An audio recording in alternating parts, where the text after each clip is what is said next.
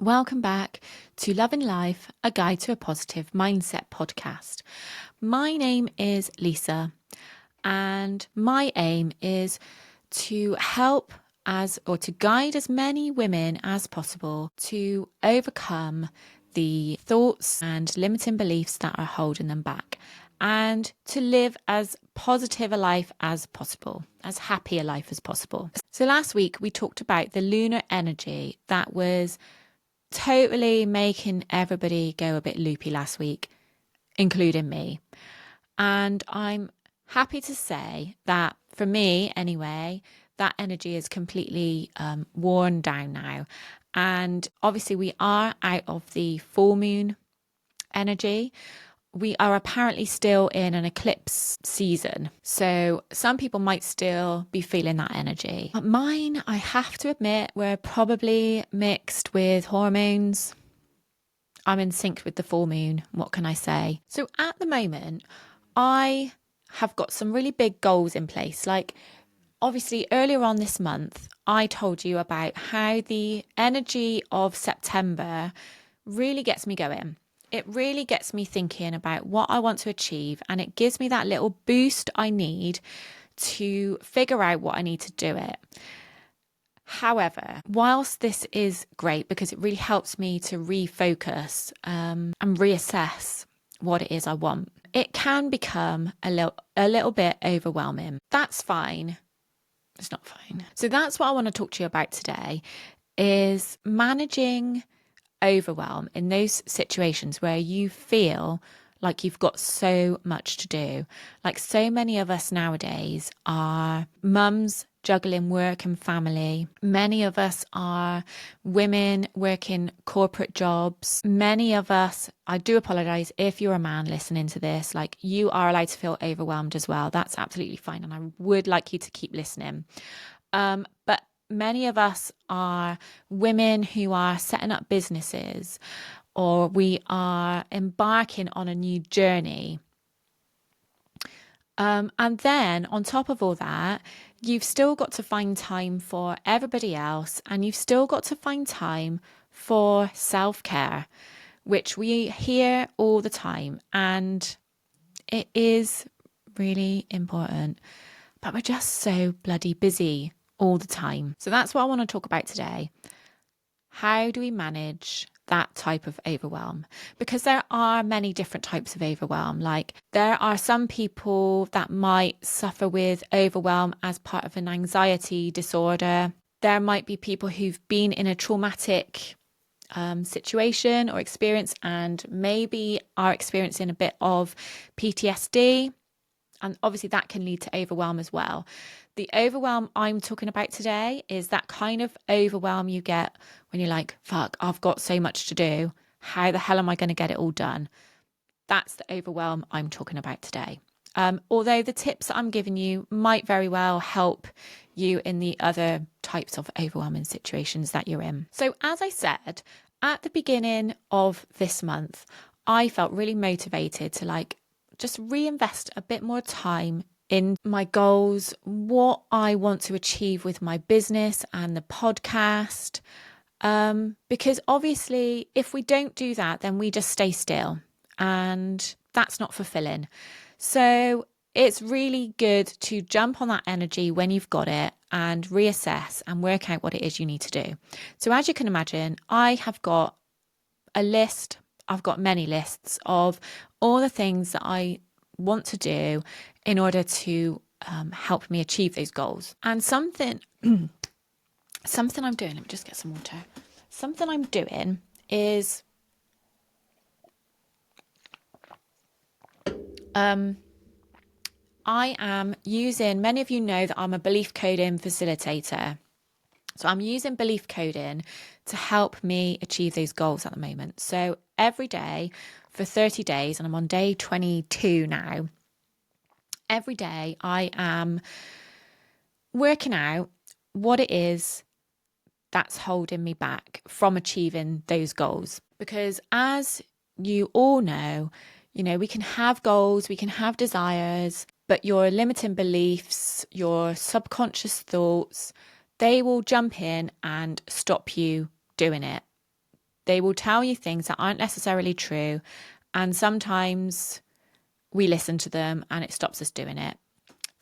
So that is what belief coding is absolutely brilliant for, because it helps you move past these things. So for those that don't know, belief coding helps you identify the past experience or memory that has caused you to feel the way that you're feeling, heal that memory, like you go back into that memory and heal that, and then you create some new beliefs that will empower you to move forward. And belief coding is now science-backed, just like to add, which is amazing. I was doing my belief coding the other night, and this feeling of overwhelm came up for me.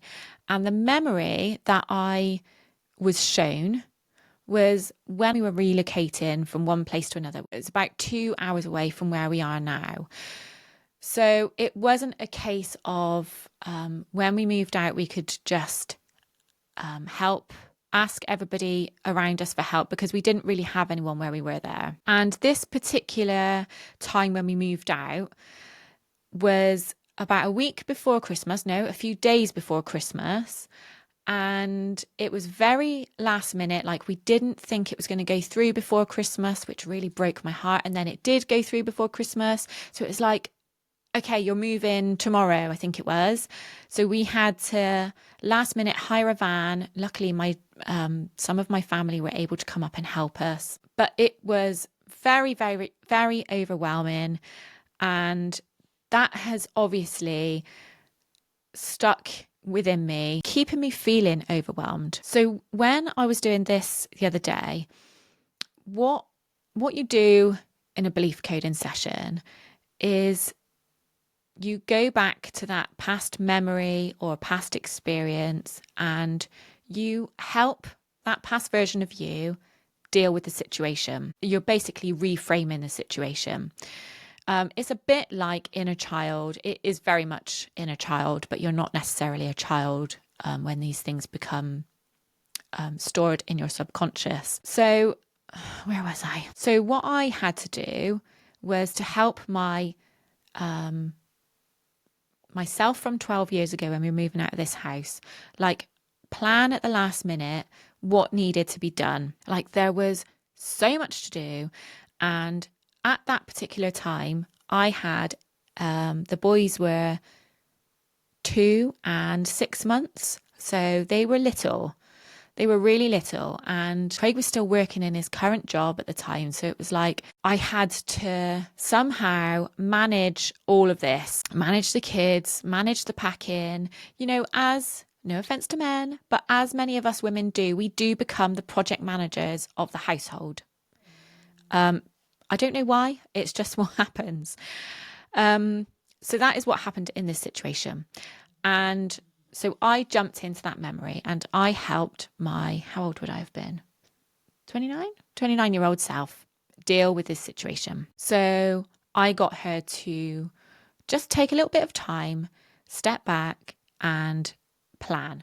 And this really ties nicely into the kind of overwhelm that I've been feeling lately. So that's why I thought we would focus on that today. So my tips for dealing with overwhelm, the type of overwhelm where you have got a list as long as your arm, like how do you manage that without wanting to scream, without wanting to cry, without wanting to pull your hair out? It's difficult. We all know that feeling. So here are my tips. And this is something that I've probably talked about before on the podcast.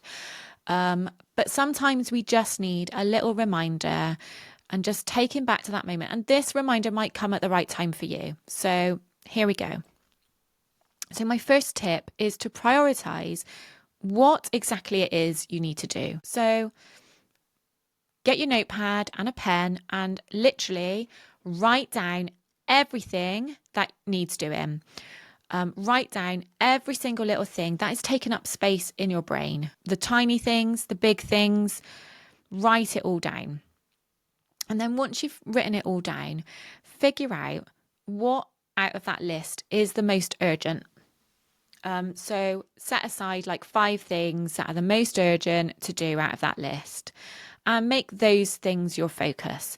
Now, when it comes to deciding which of those urgent things you should do first, some people, it just depends on how you prefer to work.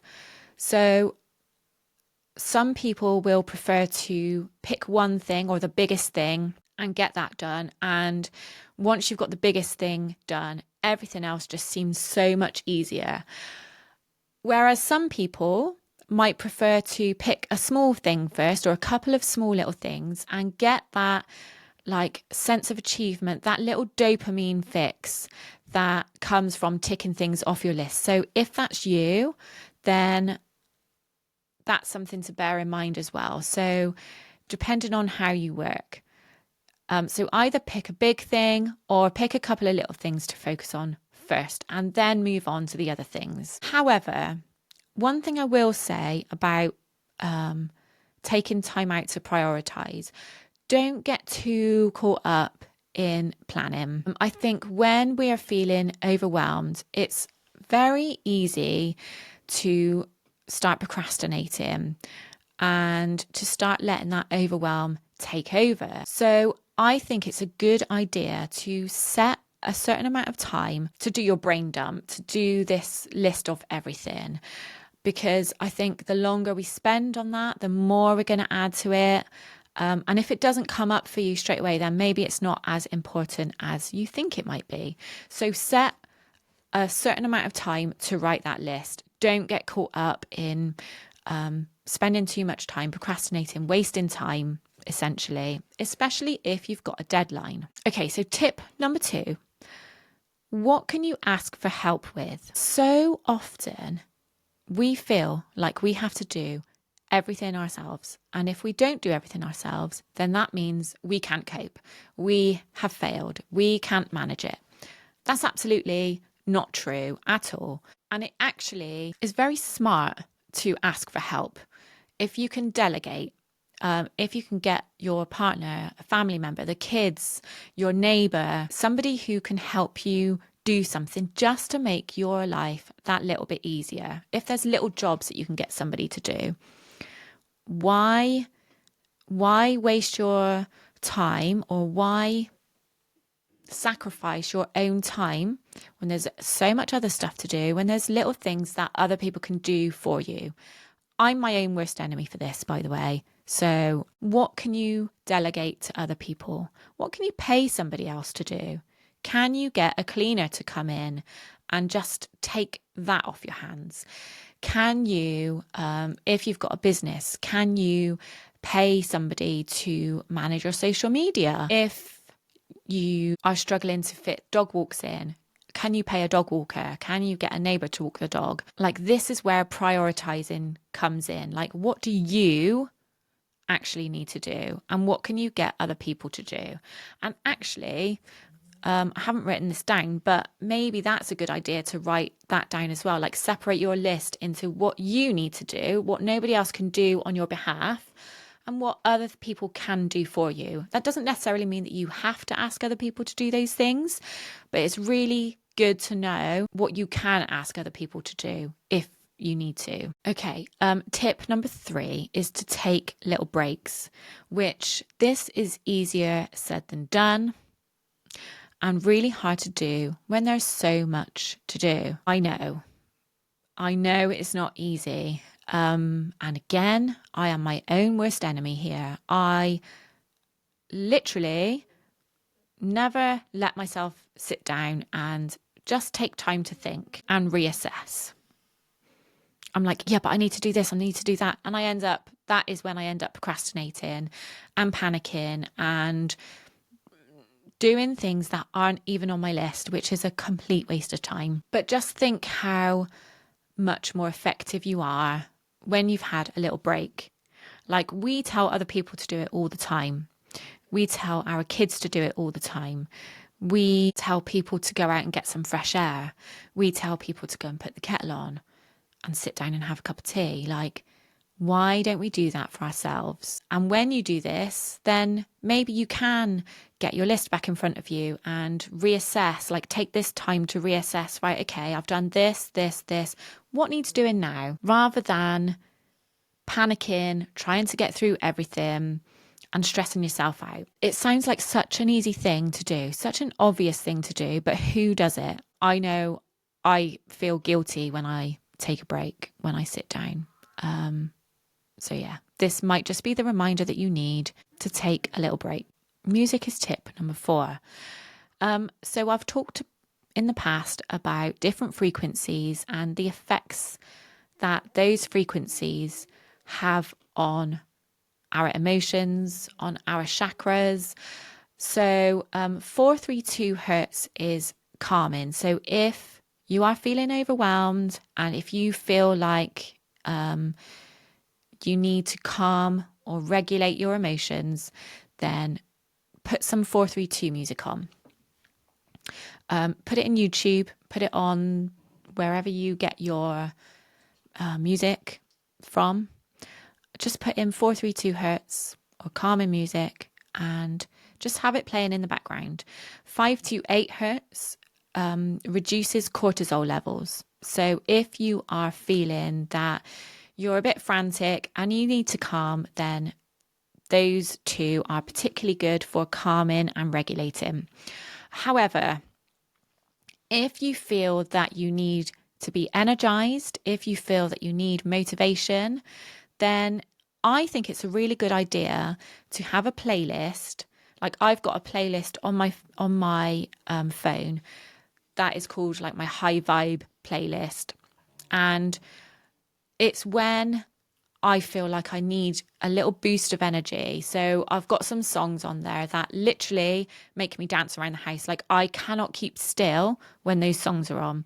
So if you feel that you need that little bit of energy to help you blast through a few of your things that you need to do, those things that are on your list that are making you feel overwhelmed, even if you put the music on when you're getting ready in the morning, it's going to set you up for the rest of the day, or at least for a couple of hours, and then you can listen to it again. So have a playlist, don't wait until you're feeling overwhelmed. Take some time when you're not feeling overwhelmed to sit down and add some songs to a playlist. So as then when you are feeling that you need that little boost, then you can just put it on and it's there straight away for you. Okay, so tip number 5 is mindfulness. And so this can obviously go into self-care as well, because this is really looking to regulate how you're feeling. This is about being present in the moment. So meditation and breathing. And whilst you are really overwhelmed, you might think, well, I haven't got time for that. But not making time for that is not very effective. Making time for that, it only takes 10 minutes to meditate. There's so many 10-minute meditations out there. I've got some coming out as well. Breathing techniques. It's so much more effective to sit there and do some mindfulness practices than stressing out. Mindfulness grounds you and just brings you back to where you need to be. And finally, it's a really good idea to get into the habit of having a good morning routine.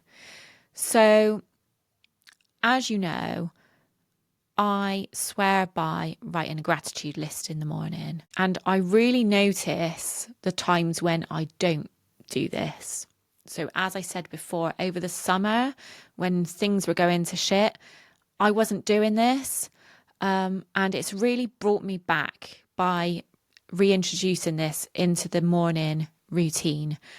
It's really brought me back because gratitude is an instant vibration changer. It instantly raises your vibration. And by raising your vibration, you are attracting other things that are on that level. So another part of my morning routine is having a focus for the day. Like, what do you want your main outcome for the day to be? And this is a really good way to manage your overwhelm or to stop you becoming overwhelmed. Like if you can do this every morning and figure out what you want your biggest priority to be for that day, then you are less likely to become overwhelmed because you've got that bit of focus, you know? So I also write down what I want the general vibe of the day to be. And then what do I need to do to make this happen? So what is your biggest priority for the day? What do you want the general vibe of the day to be? And what do you need to do to make this happen? And just by having this morning routine, like if you can incorporate some meditation into it as well, amazing. This little list that I write, it helps me gain focus for the day. And it only takes me, I'll probably sit there with my pad for about 15 minutes in the morning. So I spend about 5 minutes writing gratitude, thinking of things that I'm grateful for. About 5 minutes thinking of my priorities for the day. And, you know, these other things that I just said, vibe of the day and what you need to do to make this happen. And then I spend 5 minutes or so just writing down the things I want to get done today. So like a mini brain dump. I don't always get all those things done, but I'll always highlight the things that are most important. So it's really good to just have that as a habit, have that as a practice that you're in the routine of doing every day, because it just helps you have that little bit of focus and stops, or doesn't stop, but it reduces the chance of like extreme overwhelm. I hope you found all those tips useful. If you are feeling overwhelmed at the moment, I know my 29-year-old self who was moving house definitely found some of these tips really helpful. It's funny because when I went back to that memory, I realised that when we moved out of that house, so that was 12 years ago, we moved into this house 4 years ago, and the little realisation that I had that both of those times we have had a Christmas deadline and we have not known if it's going to go ahead by Christmas. And both of those times we have moved within a week of Christmas. Like, why do I do that to myself? Why does that happen? There's obviously something that I'm putting out there. Go away, fly. It's anything about having plants sometimes. These stupid little flies. I'm obviously putting something out there that is attracting this fucking Christmas stress. There you go. I don't plan on moving again though, ever. So hopefully that won't happen again. I just want to say thank you to those who joined me for my first ever group Reiki session on Saturday. So we did a session on self-confidence where we did a little bit of reflection and journaling, and we had a meditation, and I did some Reiki for the people on the session. And it was because it was for self-confidence, it was the solar plexus. And the feedback I've had from that so far is that it was enlightening, it was motivating, and it was transformative. So I just want to thank the lovely ladies that showed up for themselves and now have gone from questioning themselves, because that was a general theme that was coming up for us. We were questioning ourselves, to feeling more happy, more amazing, and more confident. So thank you so much. Thank you for me, but thank you for you as well. Like, you have to show up for yourself, and you guys certainly did. I will be holding another one of those sessions because it was so lovely. I will do another self-confidence one, but I am going to do other themed ones as well. I've already been asked to do some more different themed ones, and like maybe going through the chakras, and a different theme for each time we do it. So if you want to hear more about that, then please make sure that you're following me on Instagram. Make sure that you're in my Facebook group. Make sure that you're signed up to my email list. So if you go into the show notes, then you can sign up for my emails, and then you'll get updates when I plan those further dates. If you've enjoyed this episode and you've needed this little reminder of just how to help yourself in times of overwhelm, please share this with whoever else you think needs to hear it. Please rate, please review, please subscribe. It helps me out massively, and it does help me reach other people. And one of my goals at this moment in time is to help as many women as I possibly can to be more positive and to be more confident. And it's only by growing this podcast that I'm going to be able to do that. So I need your help. So please, I really appreciate it. It literally takes 5 seconds. But you'll never know how much that actually helps me. So thank you, thank you, thank you. That's it from me this week. I will see you next week. Have an amazing week. If you're feeling overwhelmed, make sure you come back to this and just remind yourself of all those things you need to do. Those little things that you need to do just to remain calm and focused and in the moment. Send in ever so much love. Bye.